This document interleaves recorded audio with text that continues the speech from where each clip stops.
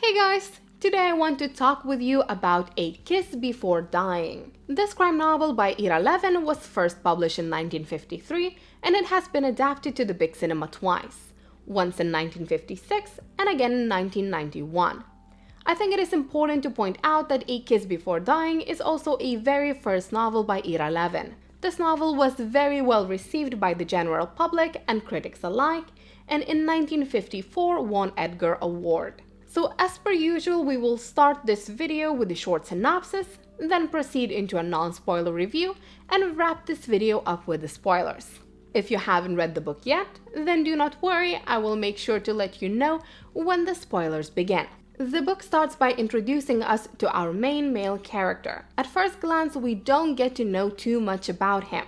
We don't even get to know his name. But we get little bits and snippets that help us to come up with a picture of a young, charming, and handsome man. He's smart enough to get himself out of the house where he grew up and pull himself up the social and economical ladder. The problem, however, is that he is also obviously quite lazy. Manual labor annoys him and education feels rather meaningless in his eyes. Becoming rich is the main driving force for him. And yet, instead of putting in the hours and earning money by himself, he comes up with a simpler solution. He needs to marry rich. And his plan is going perfectly. Dorothy Kingship is the youngest out of 3 sisters, a daughter of an incredibly wealthy man. She is also kind-hearted, naive, and desperately in love with our gold digger. Soon enough, Dorothy will officially introduce him to her father as her fiancé. They will get married, he will get a job in her father's company, and once the daddy dearest will die, Dorothy will inherit a big chunk of the family fortune. But then the problem arises that ruins everything he worked so hard for. Dorothy gets pregnant.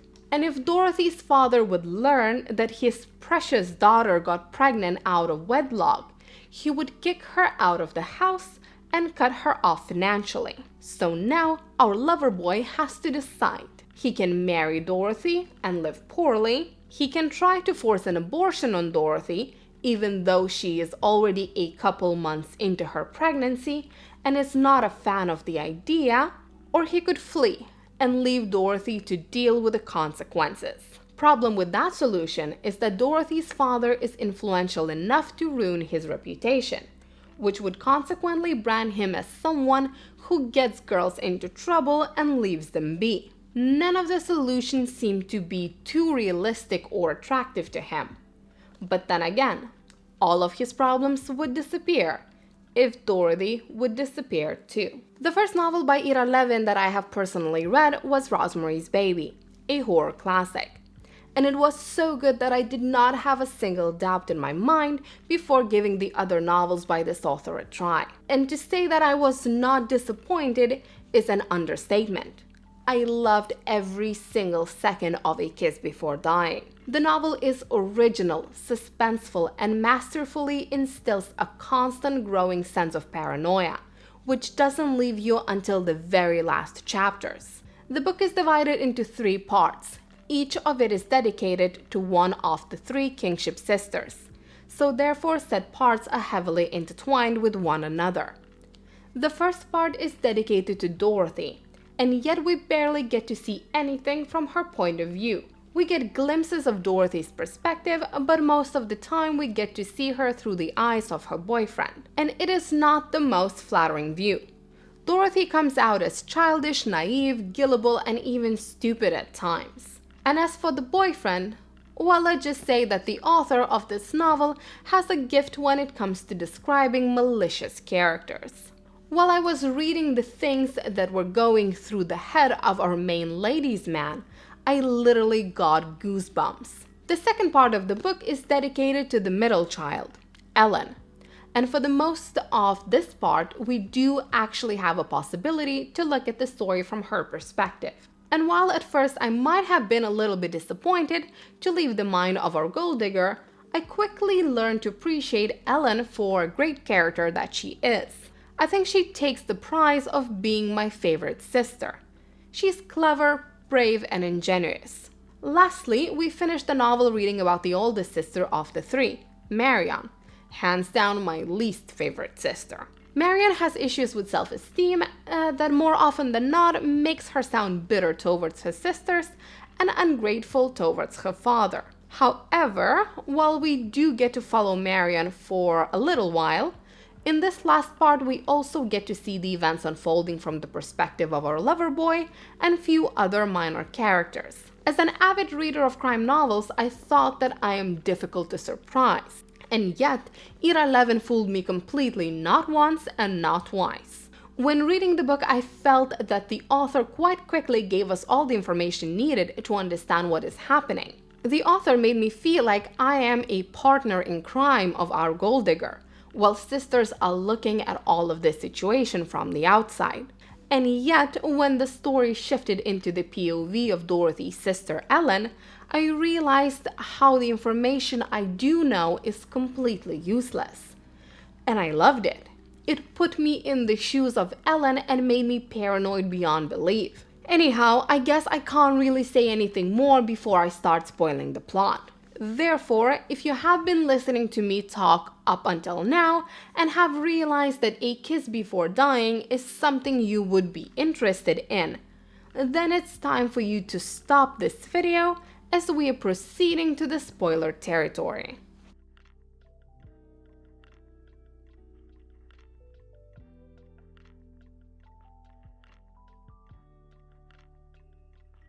Alright, so let's divide this spoiler review into 3 parts and talk about every sister and the events surrounding them separately.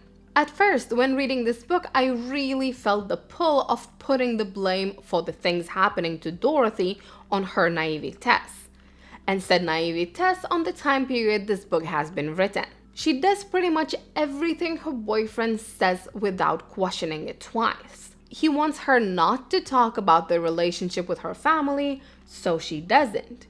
He wants her to take the pills he got from God knows where, and she takes them. He tells her how and when and where they will get married, and she agrees. However, the more I was reading, the more I kept on thinking that if I would have so little life experience and would be this endlessly in love, I would probably not question some of the things he asks me to do either.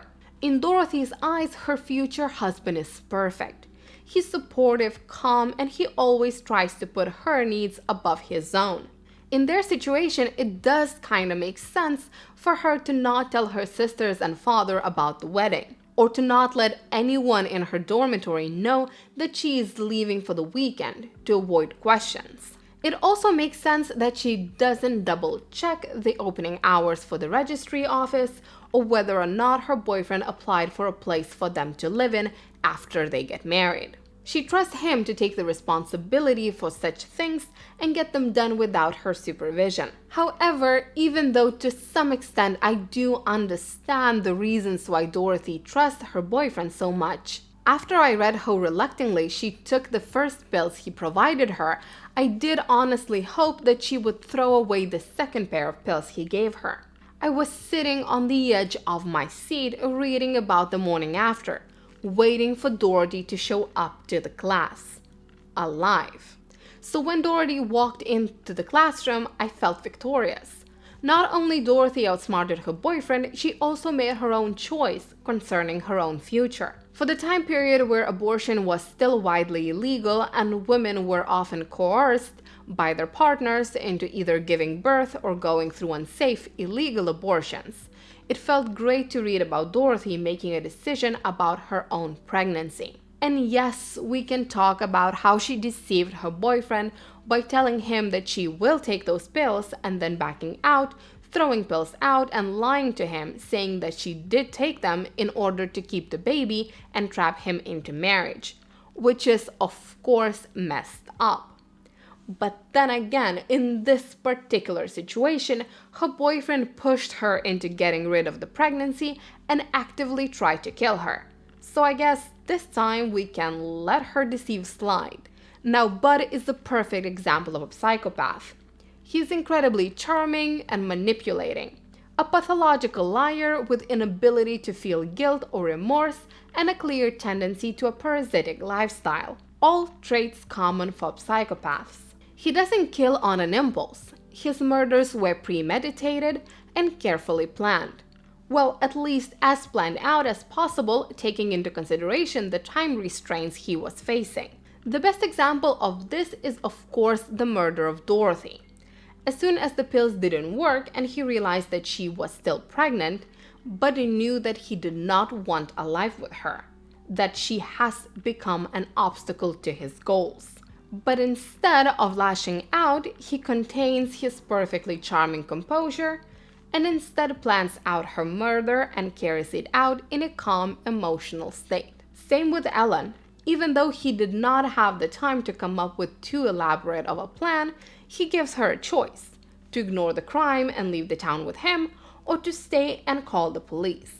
When she chooses the latter, he knows that he needs to act quickly, without much preparation. Nevertheless, he still calculates the best course of action in this situation. I guess the closest thing to an impulse kill for Bud was Dwight. He was someone he didn't really plan to kill, a casualty that got in his way. And yet he still arrived to his house, hid in the closet, and killed Dwight with a plan in mind of how to get himself out of the situation. He loves being in control, and he constantly praises himself on being so very clever. Overall, I loved reading about him in Dorothy's part of the book. I think the way the author described his thought process was incredibly compelling. I was reading about him telling Dorothy that everything will be okay, that they will find a way out of the situation, and while he was saying all the right things, my gut feeling was screaming at me, fearful for Dorothy, even before Bud first got an idea of killing her. Love him or hate him as a character, but when you read about him, you do understand why Dorothy falls for him, as well as why does he manage to get away with the murder. And then we have Ellen. As I have said before, my favorite of the three sisters. While all the sisters are naive to an extent, I would argue that Ellen is the least naive of them all. She manages to figure out that Dorothy was killed rather than committed suicide, and she even manages to guess correctly that Dorothy was killed by her husband-to-be due to the clothes she was wearing. Nevertheless, there were also things that I disliked about Ellen. Mostly I disliked her recklessness and a way of jumping to the conclusions. While trying to investigate the death of her sister, she finds two main suspects, Gordon and Dwight. The moment she collects just bits and pieces of information on Gordon, she instantly starts to believe him to be the killer. And afterwards, the exact same thing happens when she gets to know just a little bit about Dwight. She wants to find a killer so badly that she doesn't really bother to collect all the facts before condemning someone. And as for her being reckless, in her letter to Bud, she assures him that she has no intentions of putting herself in danger. She just wants to collect information she could pass along to the police. And yet, she insists on going on the same rooftop Dorothy was pushed off, alone with the man whom she believes to be her sister's killer, and pushes on his strings trying to get his confession. Luckily for her, Dwight was not the killer. Had she done that to Bud, I doubt she would have left that rooftop alive. Overall, the second part of the book made me paranoid beyond belief. Only when Ellen was given the names of Gordon and Dwight, I myself understood that we, the readers, were never giving the name of the man whose head we spend the first part of the book in. I even went back and flipped through the pages to make sure that his name wasn't mentioned anywhere. And just when I realized that I am just as clueless as Ellen is in this situation, I could not help but admire the author's brilliance. For the longest time, I wanted to believe that Gordon is the killer. I thought that the author is trying to deceive me by making Ellen put the blame on Dwight. I thought that Dwight is too nervous to be psychopath murderer. He even avoided looking at the building Dorothy was pushed off of. He could not be the same man who congratulated himself for remembering to take off the hat and wished to have a mirror in order to fix his hair before killing his girlfriend and a mother of his unborn child. And the moment Dwight mentioned Argyle socks, I knew for sure that he was innocent. Gordon, on the other hand, he helped Ellen not to get caught. He figured out where she's staying. He kept on calling her to check how the investigation is going.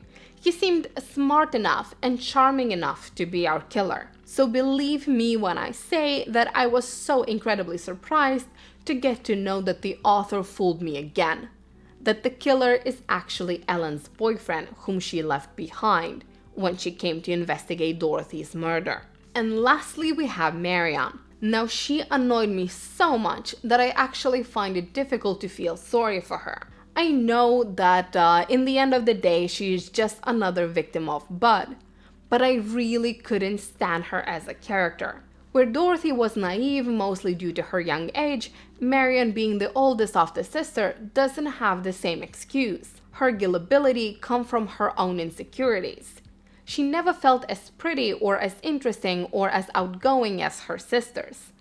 And the moment she meets Bud, a man that sees her and understands her, she throws away all her common sense and starts to follow him blindly. Even when her father manages to prove that Bud is marrying her for her money, she refuses to see it. She still thinks that the money was only the reason why he approached her, but not why he stayed with her. And even if that was true, this whole relationship of Marianne and Bud felt wrong from the start. Even if we forget for a second that Bud killed two of Marianne's sisters, a fact that she is obviously unaware of, Marianne still knows that Ellen and Bud were dating, that her dead sister was in love with him. But that is clearly not a deal breaker for her. Instead, they even bond over the fact of how less sophisticated Ellen was compared to her sister Marianne. Now, I think that the story as a whole would not really work nowadays. We have phones, social media, and better forensics in the police department. Nowadays, it's truly hard to believe that Bud would even manage to get away with one murder, let alone 3. And yet, I still found the novel to be creepy and incredibly compelling. But that's just my opinion. What about yours?